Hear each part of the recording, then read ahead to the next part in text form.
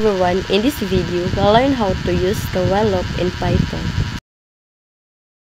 Here's a simple example. We start with a variable named count and set it to 1.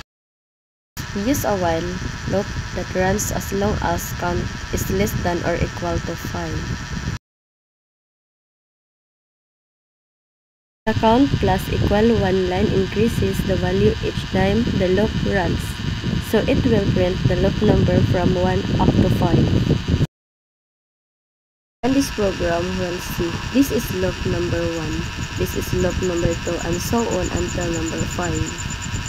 How the while loop works in Python. It repeats the code while the condition is true. When it becomes false and loop stops. Thank you for watching.